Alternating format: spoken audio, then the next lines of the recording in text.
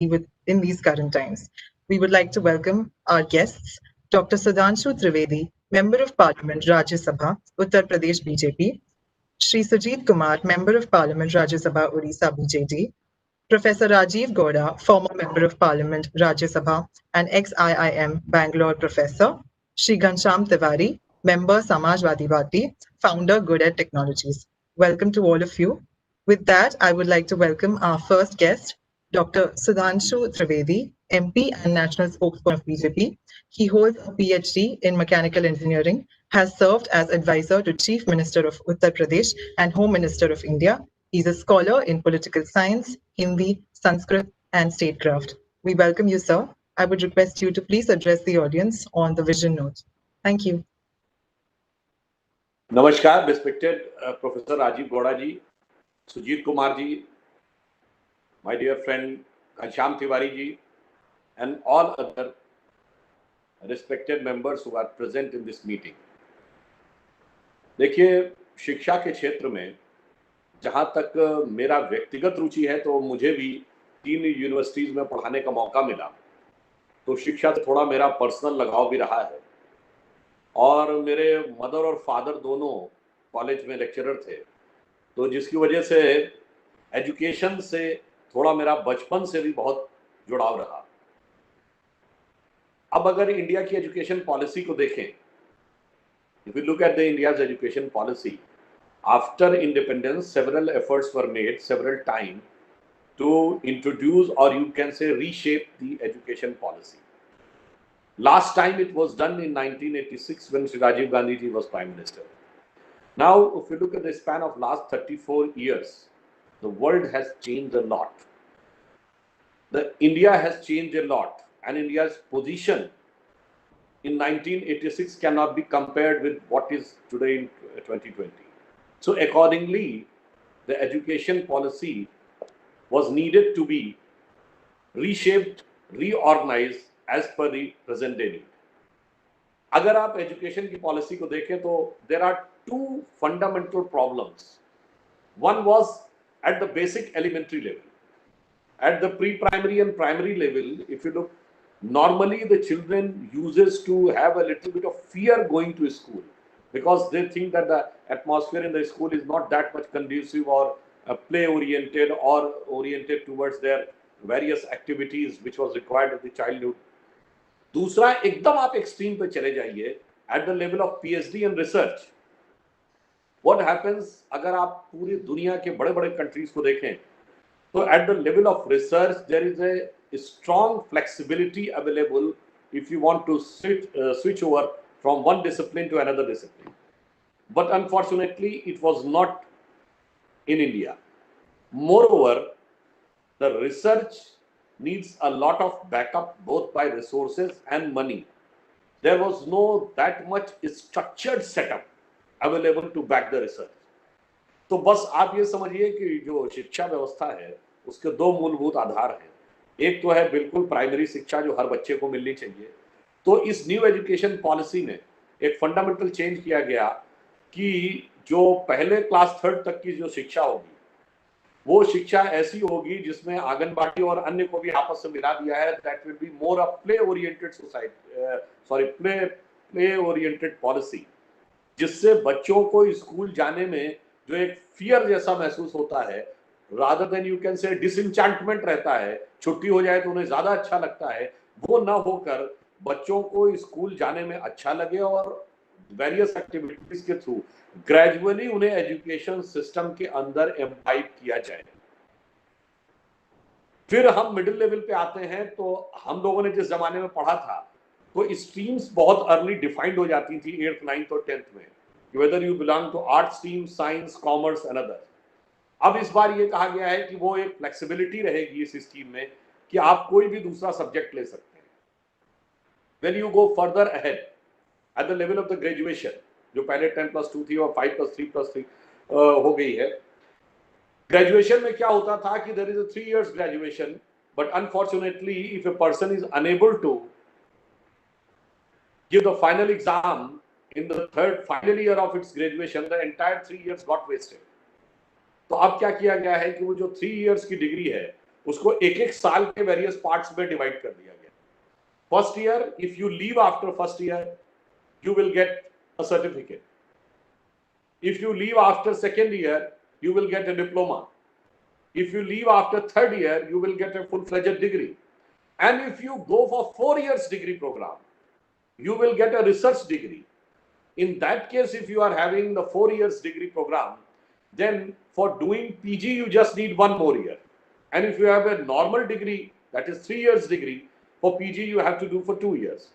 तो अगर देखा जाए तो एक फ्लेक्सिबिलिटी कर दी है कि अगर किसी को बीच में कोई जॉब अपॉर्चुनिटी मिल गई तो वो स्विच ओवर कर सकता है और उसके पास कोई ना कोई सर्टिफिकेट है। ऐसा नहीं है कि वो 3 साल या तो वो सीधे थर्ड ईयर का फाइनल ईयर नहीं दे पाया तो सडनली उसकी qualification 12th pass.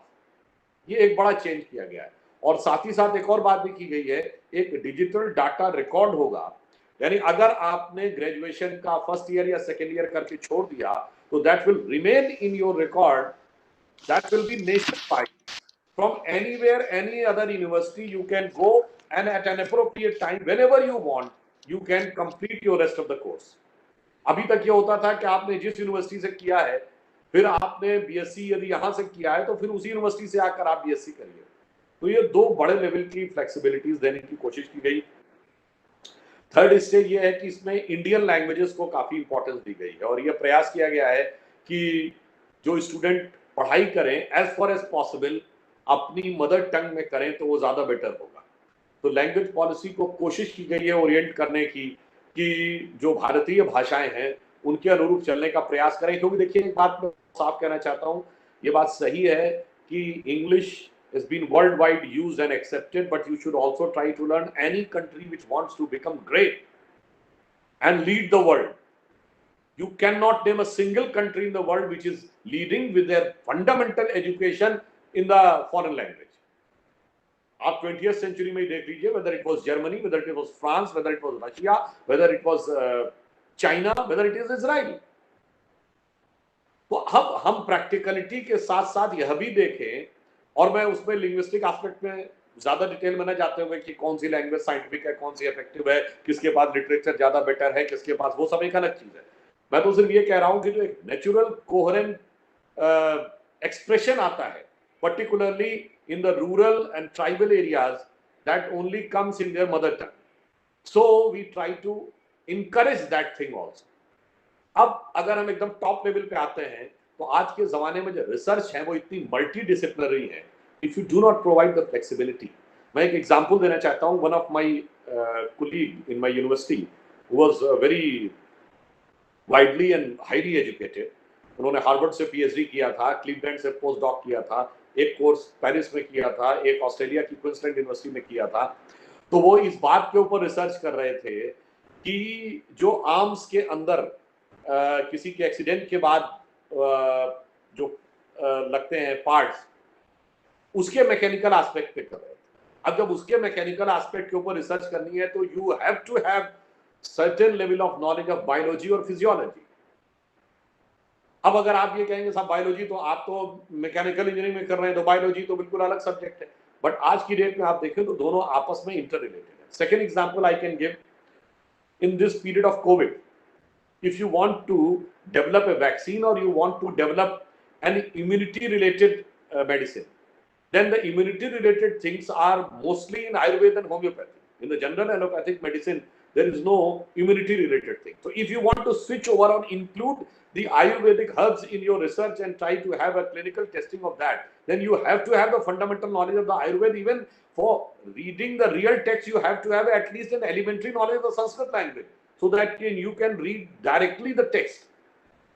So for that you should have a flexibility to switch over to another subject and then coordinate with both the subjects and go for the new research. तो मेरा सिर्फ ये मानना है कि pre primary से लेके middle से लेके लिंग्विस्टिक एस्पेक्ट से लेके हायर लेवल रिसर्च तक, और गवर्नमेंट ने एक नेशनल रिसर्च फाउंडेशन है जिसमें कई हजार करोड़ रुपए गवर्नमेंट डालेगी just in order to ensure, और इसके अलावा जो टॉप की 100 यूनिवर्सिटीज होंगी उनको फ्लेक्सिबिलिटी दी जाएगी कि फॉरेन यूनिवर्सिटी के साथ कोलैबोरेशन करें। So we also want to have a proper network and efficacy at the global level.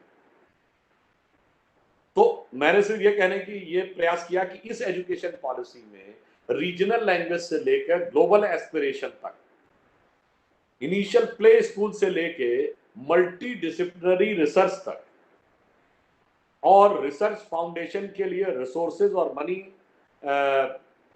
Ensure करने तक सारे प्रकार की व्यवस्थाएं की गई हैं। और अंत में मैं सिर्फ ये कहना चाहूंगा, देखिए हम दुनिया में एक इकलौते देश थे जहां दुनिया से सारे लोग पढ़ने आते थे, चाहे चाइना से आते थे, चाहे ईरान से आते थे, चाहे अरब से आते थे। और जब हम ये कहते हैं कि हम विश्व गुरु थे, तो उसके लिए हमारे धर्मशास्त्रों में लिखा है कि एतद् देशे प्रसूतस्य सकाशादग्र जन्मना स्व स्व चरित्रम शिक्षेरन पृथिव्याम सर्वमानव। इसका मतलब है this was a country in which the people used to come from all over the world to get the education and enrich their character also and get inspired. और finally मैं word कहना चाहूंगा, most of the country want to become the superpower of the world. We do not want to become the superpower of the world. हम super power नहीं बनना चाहते because power dominates, but we want to motivate the world. And motivation can come only through education. तो इसलिए हम जगत गुरु बनना चाहते हैं। गुरु प्रेरणा देता है, ताकतवर व्यक्ति दबाता है, और उसका रास्ता इस नई एजुकेशन पॉलिसी से निकलेगा जिसके मल्टीपल डायमेंशंस हैं। मैंने इस संक्षिप्त समय में उस पर थोड़ा प्रकाश डालने का प्रयास किया है। धन्यवाद, नमस्कार।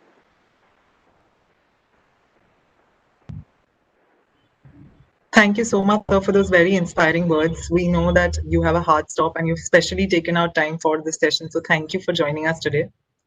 Thank you so much. Rajiv जी, मुझे 7 बजे जाना है, क्षमा करिएगा, मैं निकलता हूँ। You're welcome. Okay, sir.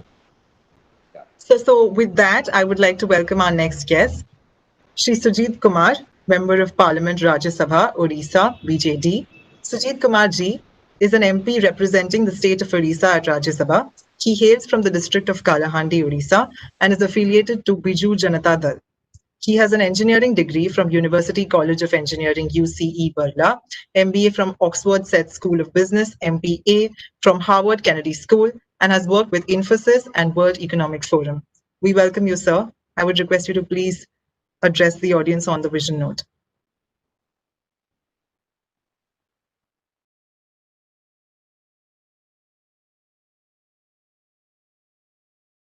So we are waiting for Sujit ji to get his line corrected.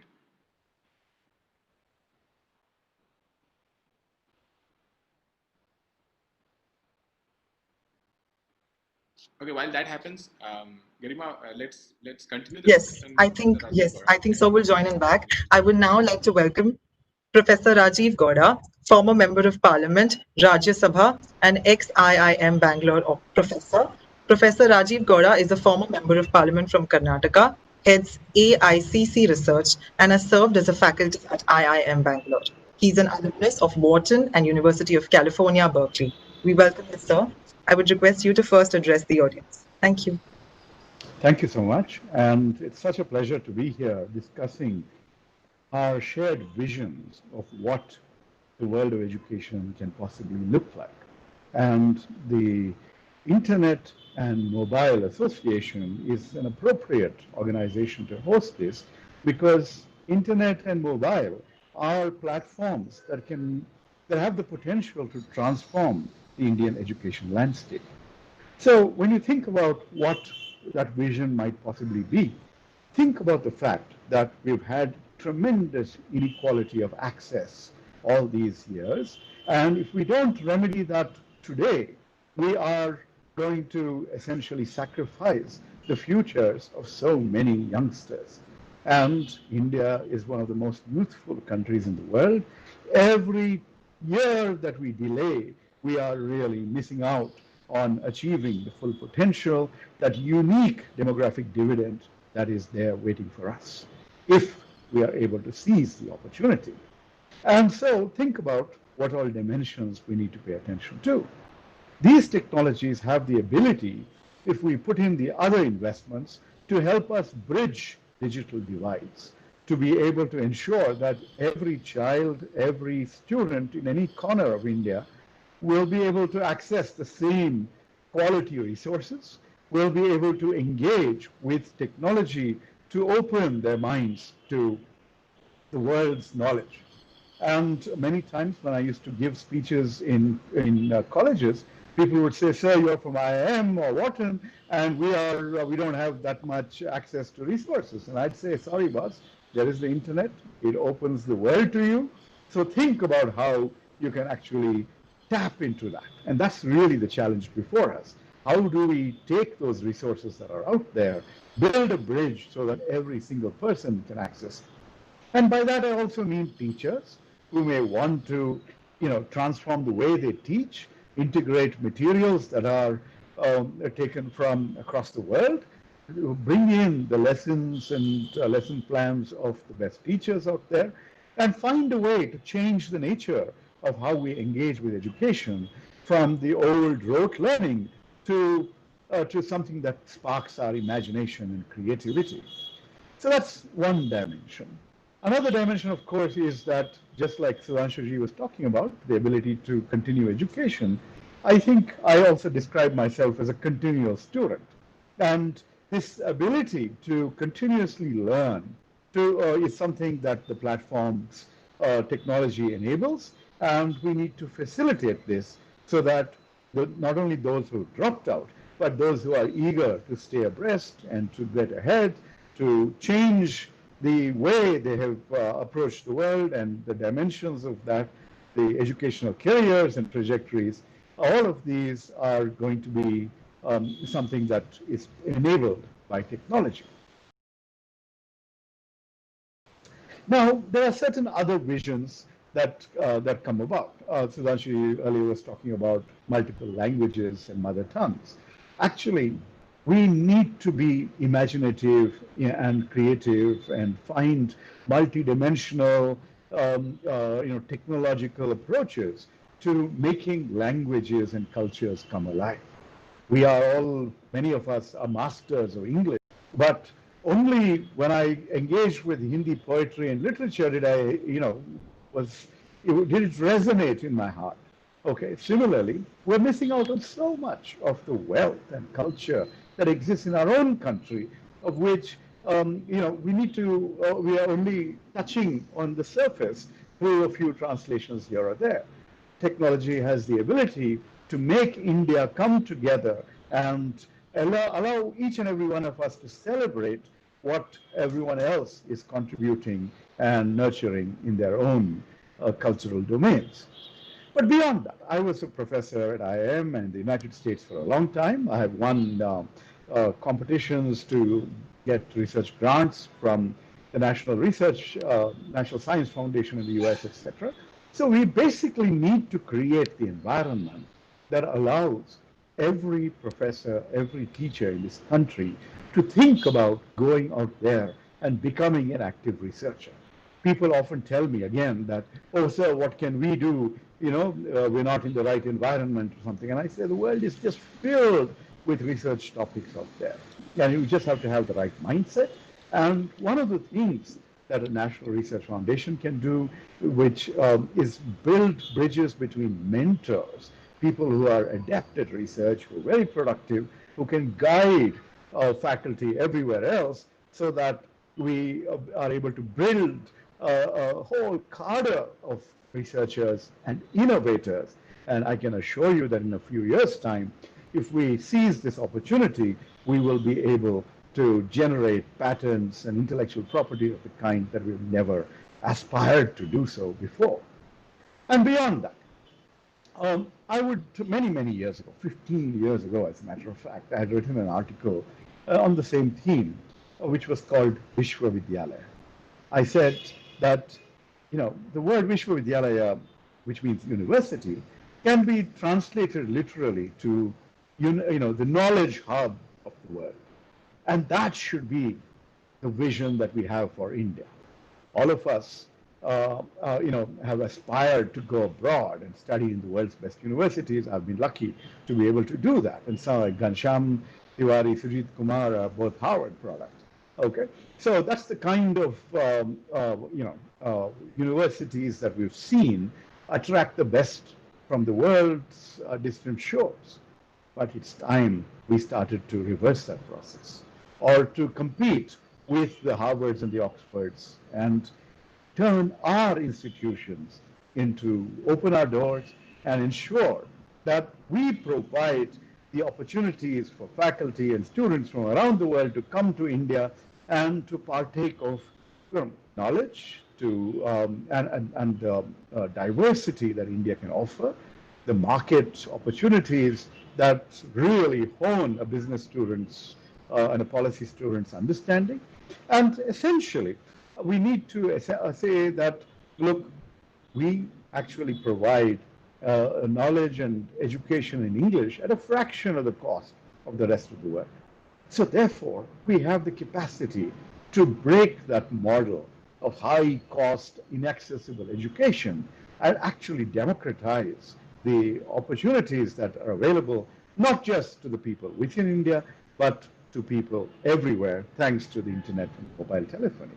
So that would be sort of the biggest vision that I would want to share, that we've got to aspire to think of India as a knowledge hub of the world, that technology now makes it possible. It makes it possible for us to also tap into that extraordinary talent in the diaspora, which we have always considered to be a brain drain. Well, we can regain those brains by building bridges, by reaching out and finding ways to tap into that knowledge and commitment to our country. So I'll stop there. Thank you so much for this opportunity, and I look forward to taking these ideas to action, to translate them into reality in our own, in the next decade or so. Thank you.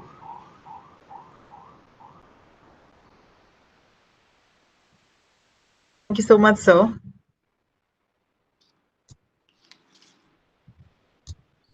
I think Sujit sir is still facing some problems, so I would like to introduce you to our next guest, a very special guest, Shri Ghansham Tiwari, member Samajwadi Party, founder Good Ed Technologies. Ghansham Tiwari sir is co-chair of IAMAI EDUTECH Committee, a member of the EDUTECH 2020 Conference Advisory Board, and founder of Parliamentarians with Innovators as well as Good Ed Technologies. He also serves as the national spokesperson of SP and was a candidate for the parliamentary elections from Bihar in 2019. We welcome you, sir. Thank you, sir. I would request you to please address the audience. Thank you so much, Garima, and thank you so much to IMAI, every attendee who has from the morning till this time extensively presented their work, their ideas, their aspirations, and a message of positivity towards where India can move in education. I do believe that we would be able to conclude this discussion with a vision note from Sujit ji also. But while he is still trying to figure out the internet glitch on his side, I would want to add my 2 cents and a sense of vision. So I see Sujit Kumar ji here. So can I pause, Garima, and invite? We can invite him, and then I can come back into the conversation. Hello. Sure, sir. Sure, sir. Yes. So we can go back to Sujit Kumar ji, and then I can come back thereafter. Yeah, Ghanshyam, do you want me to speak? Yes, yes. Thank you, Ghanshyam. Garima would introduce you. She introduced you earlier also, so you can start speaking. No, again, one of those technical glitches. We are talking about. No problem, sir. We welcome you, sir. Thank you very much. Thank you for organizing and hosting this webinar or EdTech conference on a topic which has assumed great significance in the context of COVID-19 and online classes, and also in the context of the new education policy after 34 years. More on the issue of digital inclusion and on the for digital learning accessible and affordable to millions of students in rural area where I come from. I come from a district called Kalahandi in Odisha, which is fairly rural. For me, digital learning is not about technology, not about content, because we have the best content in the world. You know, we have for-profit, non-profit entities offering content. Ghanshyam, you have yourself started a fairly successful startup, GoodEd, which is offering content. There are dozens of platforms, online platforms. But I think what is rather more critical is the intent, the resources, and the last mile connectivity. Uh, this is where I think the disconnect and the gap to, to make education digitally available to all our students, and the reality of millions of students not having access to this education because they do not have the resources, they do not have the last mile connectivity. Right? In fact, in my 0 hour intervention in the parliament last week, I raised an issue which has agitated and perturbed my district and neighboring districts of Odisha. BSNL has decided to withdraw cellular services. Can you imagine? BSNL in July came up with a notification that because of revenue loss and because of commercial responsibility, it is withdrawing cellular from Kalahandi and other rural districts, and it happens to be the only provider. So can development be a hostage to only commercial considerations? Can development be only about profit and loss? What will happen? I come from the district headquarter town, which has geo towers, but there are at least 150 panchayats in my district alone where there is no Geo, no Airtel, no Idea, no Vodafone, nothing. It's only BSNL. And if BSNL withdraws, imagine the plight of people, not to mention the plight of the students, right? So my vision, as a technocrat myself, I'm an engineer, electronics engineer by training. So my vision as a technocrat is to get technology to educate, empower, enable the students from rural area. My vision as a startup investor is to support entrepreneurs and startups who are building products and solutions for rural India. And my vision as a policy maker now, as a member of parliament, is to design policies and help implement policies which will take this vision of digital learning, this vision of digital India to two-thirds of our students residing in rural India. I'd like to share two specific examples from Odisha, uh, which are great examples of digital inclusion and digital connectivity in the present COVID times. One is realizing that not all panchayats, not all villages, not all parts of Odisha can be connected through broadband during this crisis and at such a short notice. We leverage the community radio stations. So we have a very strong network of CRS, community radio stations across Odisha. So we reached out to them. We asked them to develop contents for the primary school students and for the middle school students, for high schools. The state government deputed teachers to work with the CRS. So most of the CRS are managed by non-profit. So we deputed teachers to work with the CRS and help them develop jingles, help them develop stories, help them develop meaningful content in local dialect, in local language, because Odia is spoken by largely by people residing in coastal Odisha, but large section of Odisha doesn't speak the official Odia because we have a large tribal population which speaks the tribal dialects. We have people in Western Odisha who speak a separate dialect, which is a mix of Chhattisgarhi and Odia. So this has been such a successful experiment, and places which are not covered by the antenna of the CRS, we have volunteers taking this content in their mobile phones and reaching out to the tribal students. The second example which I would like to share from Odisha is regarding a project called eVidya.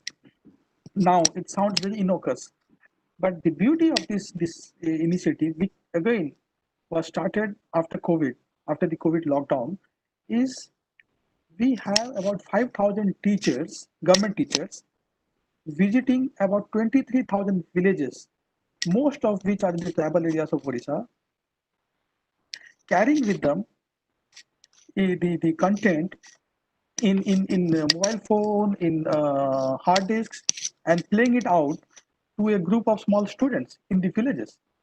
Because these are the villages which do not have the connectivity, net connectivity. These are the villages where students, either because of economic reasons or because of infrastructure, are unable to connect to the external world through internet.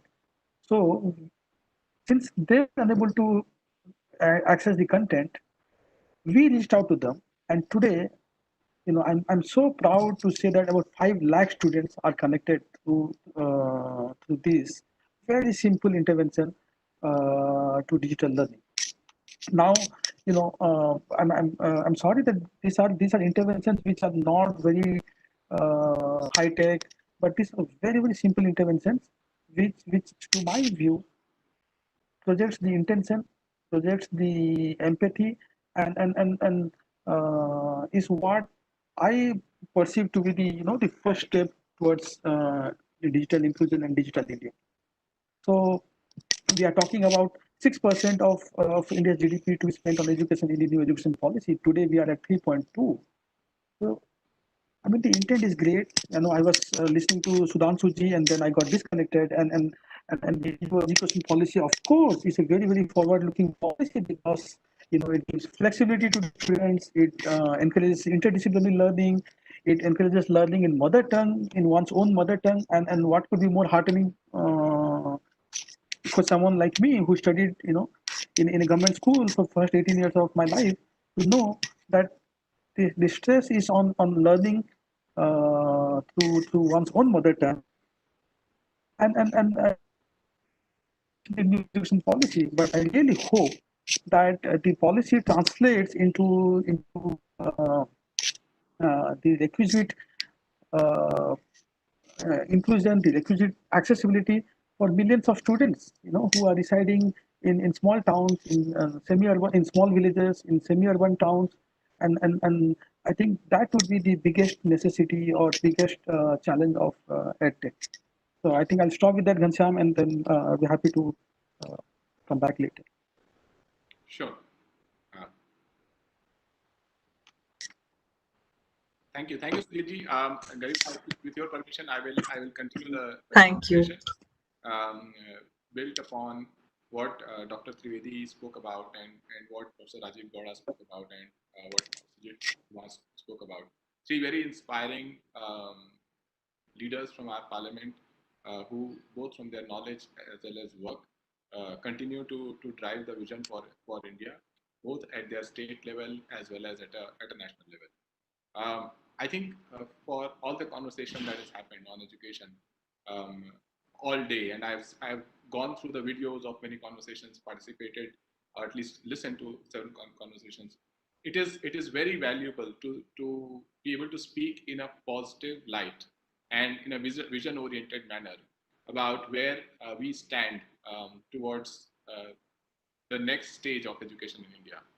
But I think I would want to take a break or departure from that model. And as a young dreamer for India towards education, I want to point to a very massive question that has been missed as we look at the vision for education. And it is often missed because the life experience of the founders, the investors, the people who are driving the new technology in education, for some reason has not covered the more than 6 lakh villages that exist in India, the more than 8,000 towns that exist, cities that exist in India. And I think I would want to remind one of the article that appeared in the Washington Post today with a headline that in India, engineers and MBAs are turning to manual labor to survive the economic crash. And the reason I want to say that is the education system that I grew up into and became an entrepreneur and went to various great colleges from NIT Surathkal to IIM Bangalore to Kellogg and Harvard. For most people in the country has become an expensive road to nowhere. And the reason I say expensive road to nowhere, to be able to claim that, I looked at what are the success rates in lottery tickets across the world. And you compare that to the proposition that for every government job that comes out in India, there have been at least 200 applicants. So we had created a system where a student started at age 3 in the kindergarten system, and by the time the student graduated at the age of 18 with 16 years of education or 15 years of education, and then 4 years of, or 3 to 4 years of undergrad education, maybe 2 years of postgraduate education, the communication was toward after the end of this marathon that was built by educators and policymakers in the country, the student will have a job. And all the edtech that we have created so far, be it the test prep company that I work towards, or be it test prep post school, post college for government jobs, all the education that we have created in terms of products, a bulk of it cater to the same runway of education that was created, which remains an expensive road to run to nowhere. And when we look at that and look at the things that we did not discuss in the conference today, the parliament was told that more than 1 crore migrants traveled back to their home districts. A lot of them were employed. They were a product of our education system. Some dropped out in grade 10. Some went on to finish their undergrad and as Washington Post reports, that are back in their villages and working as laborers. So it is important, as we think about the vision ahead, it is important to realize what went wrong. Why are we become a country where millions of people are just taking exams from age 18 to 35, and even after all that marathon effort, they are not able to get jobs. And as a result, what needs to change as we think about this new education policy that is taking a leap ahead? I think what needs to change is to set out the vision of education from the mission of education. And I think the mission of education today is far more important. The mission of education is, as in the morning, our keynote speaker, Mohandas Pai, spoke. He spoke as a cursory glance to the fact that in Bihar, 13% people join the college education. If you look at women in Bihar, girls in Bihar, less than 5% would join the college education. So we are talking about an education system, 270 million students in school, 1.4 million schools that we have. These are numbers that came up in today's discussions. We're talking about an education system that has nearly 1,000 universities, nearly 40,000 colleges, and all this leading to a situation where for each job there are 200 people. Our engineers are, in some cases, are working as laborers. 1 crore people have to walk back because a crisis has struck. And we have our villages, towns where their education, the formal education I'm talking about, not the skill, is not directly applicable to improvement of quality of life. So from that perspective, I think the mission of education at one level, yes, there are these vision of education that education would make each of us a better individual, a better citizen. Collectively, it will make our country a knowledge superpower. It will be a great export from India to the world. It can also make us a great country of super soft power, because every Indian teacher trained here can teach hundreds of children in Africa, in many other places at low cost, better quality. Yes, those are visionary elements of education. But the mission of education has to be that each of us, this new generation that graduates from our education system, has to own their communities, their towns, their villages with the knowledge that they acquire. If their knowledge, or if our knowledge cannot enable us to own and improve the quality of life in our towns and villages, then how will that knowledge help us? No matter how technologically advanced that knowledge is, no matter how big our vision is to become the global superpower of knowledge.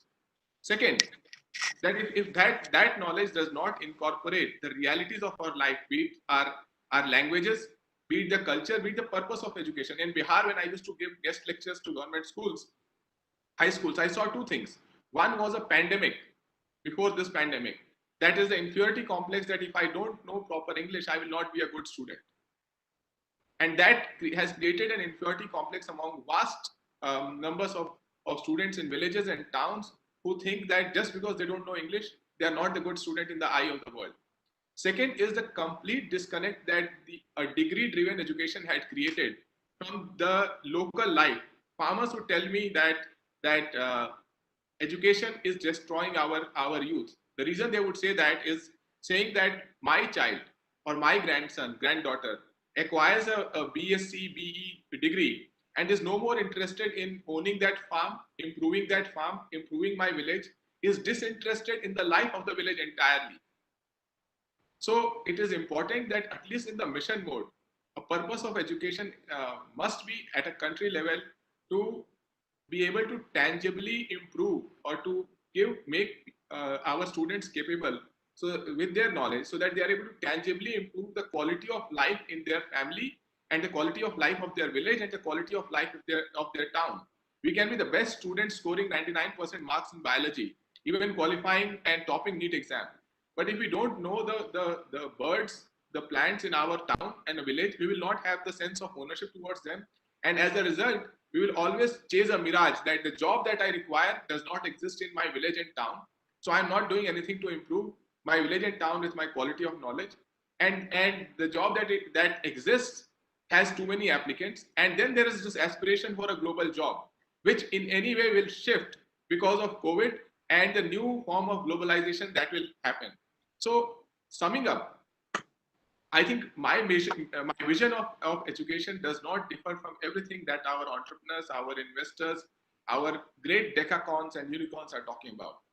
But I think my mission of education today is not finding enough pioneers, because that mission believes that education must give you knowledge or give us knowledge to tangibly improve the quality of life around us, both in terms of emotional pride towards owning that society, as well as using the knowledge technology to improve quality of life in that society. And it is that mission we need to have more stakeholders in our country to build that mission, because India will not progress and become a global superpower just on the back of 500 edtech companies and 20, 30 metro and metro-like cities. It will only become a superpower. The quality of life in our towns and villages is better, and it is scientifically integrated to continuous improvements, as well as there's an aspiration to make those towns and villages better through knowledge, through education. And with it is that mission that I want to be my note towards what India needs to do or achieve in terms of education. We should look towards a future where if a similar pandemic strikes in 20 years from now, 1 crore people should not walk back home without with a sense of poverty, with a sense of desperation, and reaching there, not finding a job, not finding the dignity of a livelihood. And not to say that nearly 30,000 people died in transit. So my vision of education is this mission, that education should locally empower people before we chase global dreams. Or if we chase global dreams, it should not leave behind the local aspirations with respect to education. So with that, I conclude my note. I would invite questions if anyone has any questions. I know that I didn't request Professor Gowda's permission or Sujit Kumar's permission for questions, but I'm sure that they will be able to share their experiences if there are any questions that emerge from the audience.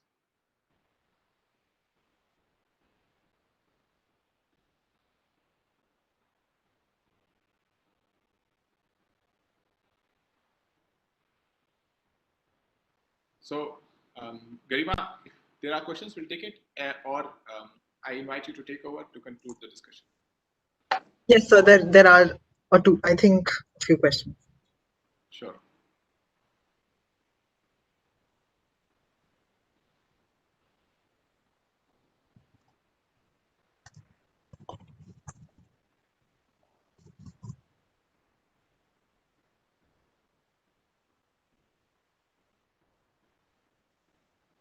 So from the chat, I read one question, which is there any change that you have seen post-pandemic in the education policy and the way ahead? I invite Professor Gowda and then Sujit Kumarji to speak about that in a even broader sense, that what does the new normal look like from education, job, livelihood, based on both the new education policy and technology, what lies out there. For example, the fact that 50% of students are unable to access online classes, that creates a possibility of illiteracy. At one end, we will have people who are just very fast, at another end, we will have people who are we're already behind and are now falling off the bus. So it will be good to seek your perspective on this, Mr. Gowda. Yeah, basically, we've always been concerned about inequality in our society. And inequality begins at a very young age, depending on the kind of schools that your parents put you into. And, your life's trajectory it significantly depends on that. And what the pandemic and the lockdown showed us was that that stark reality is magnified when technology comes into play, because only small sections of India were able to continue their education in a seamless manner. Everyone else was essentially left out. So that is something that provides us both, it's a problem, but it's also an opportunity for us to find ways to correct that. And that's what technology can help us do. Simultaneously, there is the other issue of the benefit from the pandemic, which is people getting comfortable with the idea of using technology. It's been technology has not been not something new in the context of education, but fundamentally we've not been willing to embrace it in a significant way, and now teachers have been forced to learn how to connect and keep students engaged and the whole exercise. And so this, even in political parties, we've learned to do, internal national level meetings all online. So basically, the positive is that people are now beginning to embrace technology. So between these two angles, there is the building block towards the more technology-enabled educational future, which will be inclusive, which will be transformative. So that's where I think we would be going if we learn the lessons right. Sujit Kumarji? Yeah, Gansam, I completely echo what Professor Gowda was saying. On the positive note, you have people becoming more comfortable with technology, as Professor Gowda was just pointing out. But on the other hand, you have a huge gap between the digital have and the digital have not, which is only getting amplified. People will only get comfortable with technology if they have access to technology in the first place. If they have access to internet, if they have that last mile connectivity, which unfortunately is not the case for the vast majority of India, right? So I really hope that this provides an opportunity and motivation to the government to expedite the BharatNet project. The idea of digital India, e-Kranti, where wants to connect every single village, every single panchayat of the country. But I think we are uh, uh, nowhere near that goal, which is what is a big frustration for me. So, if God forbid, if this lockdown extends for another year or so, just imagine the number of students in rural India who are going to be left behind probably forever. My biggest fear, and I really hope that the government seriously uh, takes a very serious and urgent view about this and does something about it. Sure. Thank you so much, Professor Gowda and Sujit Kumarji. There's one final question. I will take that, and with that, we'll conclude. The final question is about that at a time when countless teachers are losing their jobs, and reskilling is not a choice but an imperative. How do we encounter the lag in reskilling arising from economic and social disparity? I think this is a very important question across board, with people losing jobs, and many of them will not be able to go back to their jobs.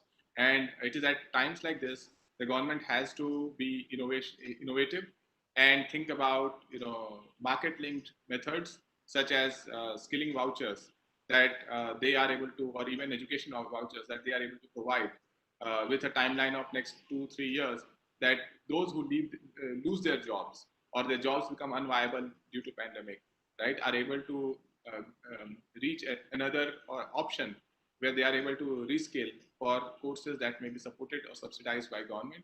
And as a result, it leverages the demand in the honest sense, while government provides for the demand rather than suggesting what they should be doing.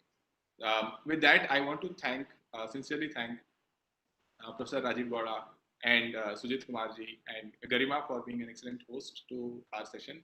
And IMAI. Also want to thank you. Dr. Sudhanshu Trivedi. I think it is great to be able to speak about a future vision for India in a bipartisan manner, with a lens of grassroots as well as aspiration for the sky, to make India a knowledge superpower and a knowledge leader in true sense. So with that, I want to thank everyone at IMAI and everyone who has watched this conversation.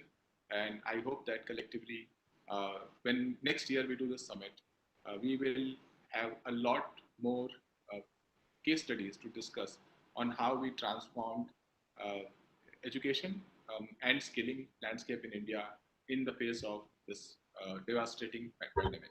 Thank you. Thank you so much, Kancham sir. Thank you, Mr. Gowda. Thank you, Mr. Kumar. With that, we come to the end of our conference. It is now time for us to sign off at EDUTECH 2020 with the promise of yet another ambitious conference coming up with IMAI very soon. Thank you so much. Take care.